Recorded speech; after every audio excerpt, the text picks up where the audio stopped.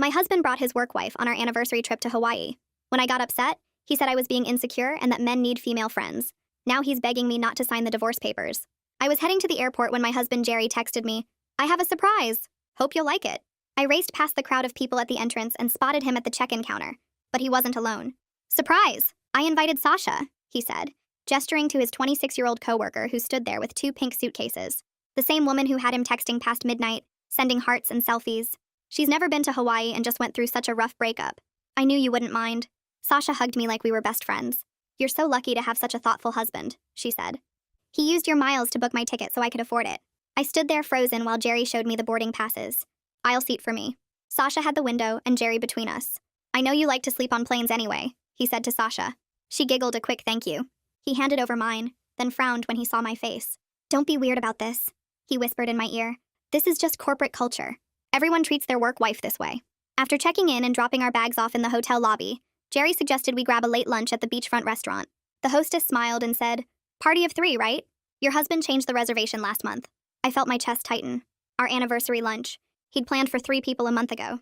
As if things couldn't get worse, the meal itself felt like torture. Sasha sat between us, sharing bites off Jerry's plate and telling stories about their office inside jokes, while I sat there feeling like an outcast. On our way back through the lobby, he stopped at the spa desk. "I want to book tomorrow's couples massage," he said to the receptionist, pulling out his credit card. "For me and," he pointed at Sasha, "her." When I stared at him, he shrugged. "You hate massages anyway." "No, I said that we can't afford them," I told him. Jerry shrugged. "Same difference. It's not a big deal." But it was. It was a huge deal to me. And I was determined to put an end to it. "I'm sorry, but their massages should be separate," I told the spa desk. The receptionist gave an awkward smile and nodded, adjusting their appointment while Sasha flashed an annoyed expression at Jerry. He quickly pulled me aside near the elevators, his grip painfully tight on my arm. "You're embarrassing me with this middle school jealousy," he hissed. "Everyone's gonna think you're crazy. Is that what you want?" I shook my head slowly and his grip loosened, sighing. "You know, every successful man has a work wife," Jerry said, signaling for another round. "You're lucky I'm transparent about it. Most guys hide it." But the worst part of the trip happened when we finally went upstairs to our room. I felt my blood boil when the door opened. There was one king bed and a tiny pull-out couch that was shoved in the corner. "This'll be perfect for the 3 of us," he grinned. Sasha made a big show of volunteering to take the couch. "I don't want to cause any problems," she said sweetly, looking at Jerry like they were sharing some private joke. "You two should have the bed. It's your anniversary."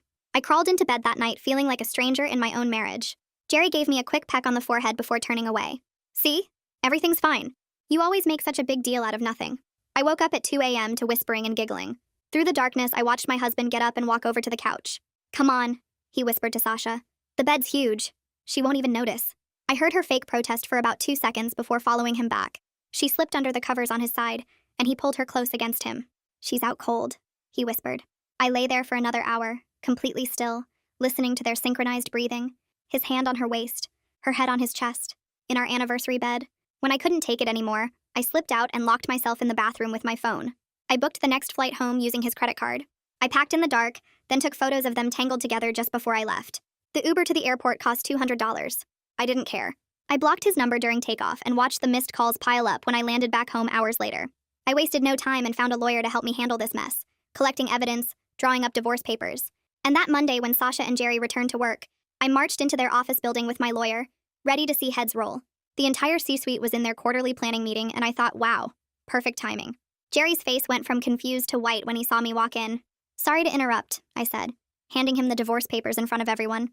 "But I wanted to make sure you got these, since you were too busy on our anniversary to notice I left." Everyone stared quietly. His boss started to speak, but I wasn't done. I opened my laptop and hit send on the email I'd drafted to HR. "I've just sent you receipts for the romantic dinners, the couple's massage, and the first-class ticket to Hawaii that Jerry purchased for his coworker using the company card, listed as client entertainment." The CEO's face twisted sourly. "He used company funds for your anniversary trip?" "Oh no," I said, pulling up the photo on my phone. "He used them for Sasha's trip. Our anniversary trip was just the 3 of us in one bed." I set the photo on the conference table. Jerry and Sasha tangled together in bed. That's when Sasha screamed. "Wait, it's not what you think." Tristan stood up so fast his chair rolled backward and hit the wall behind him. He held up both hands and pointed at the door with one sharp motion. Everyone else in the room started gathering their laptops and folders while keeping their eyes down like they didn't want to be part of this mess.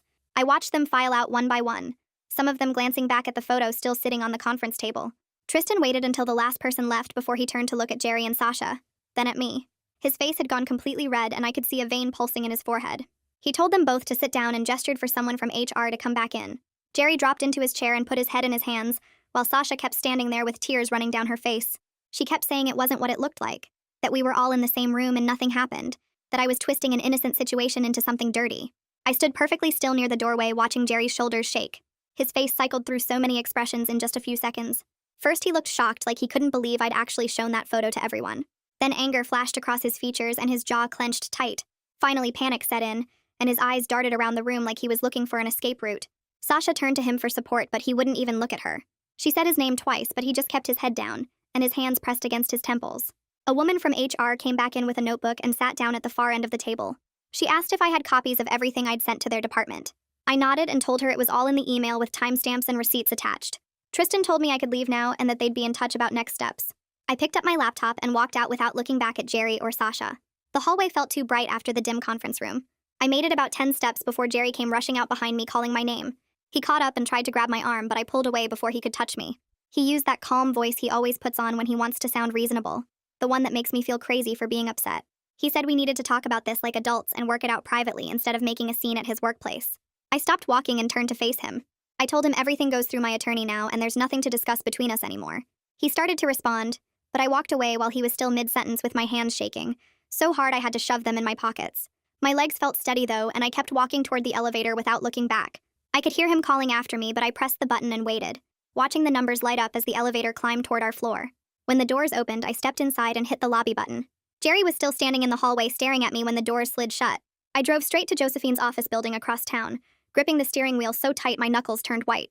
The receptionist told me Josephine was with another client, but I said it was an emergency and I'd wait as long as needed. She made a phone call, and 5 minutes later, Josephine came out and brought me back to her office.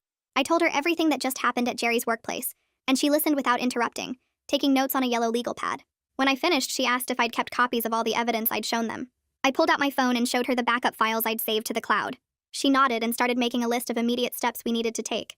First thing was separating our bank accounts so Jerry couldn't drain them out of spite or panic. She walked me through how to open a new account in just my name and transfer half of everything from our joint savings and checking.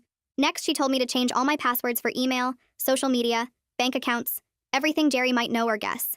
She said to start keeping a detailed log of every time Jerry tries to contact me, every call and text and visit, with dates and times and what was said. She pulled out a template spreadsheet and emailed it to me right there. I sat in her office for over an hour going through everything while she made phone calls and drafted documents. By late afternoon, I was back in my car checking my phone when an email came through from Ronan Gregory in HR.